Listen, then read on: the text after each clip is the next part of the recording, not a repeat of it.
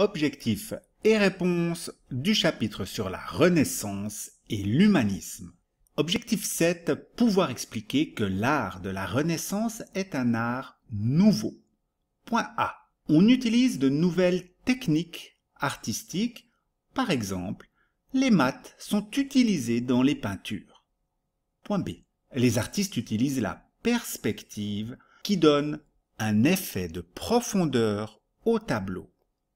Point C. Au Moyen Âge, les thèmes étaient religieux. Désormais, on s'inspire de nouveaux sujets. La mythologie, on dessine des portraits et des paysages. Objectif 8. Connaître quelques maîtres de la Renaissance et certaines de leurs œuvres. Point A. Léonard de Vinci est peintre, sculpteur et inventeur. Son tableau le plus célèbre est la Joconde. Point B. Michel-Ange est sculpteur et peintre. Il a peint le plafond de la chapelle Sixtine à Rome.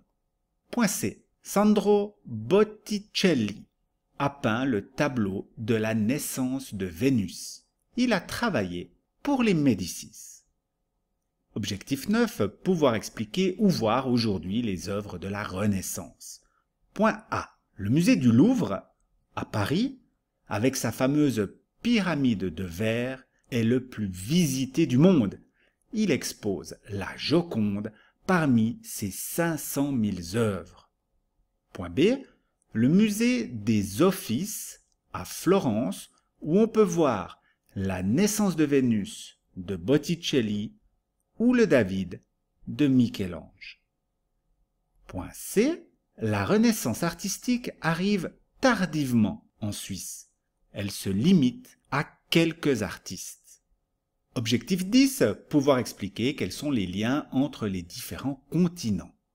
Point A. La Renaissance est aussi l'époque de grands explorateurs qui partent à la découverte du monde. Point B. Les contacts avec l'Asie existent déjà. Vers 1290, Marco Polo fit le récit de son voyage dans le livre des merveilles. Point C. Portugal et Espagne signent le traité de Tordesillas qui établit le partage des nouvelles découvertes. Objectif 11. Pouvoir expliquer qui sont les grands explorateurs et leurs découvertes. Point A. Navigateur italien au service de l'Espagne, Christophe Colomb atteint les Antilles en 1492.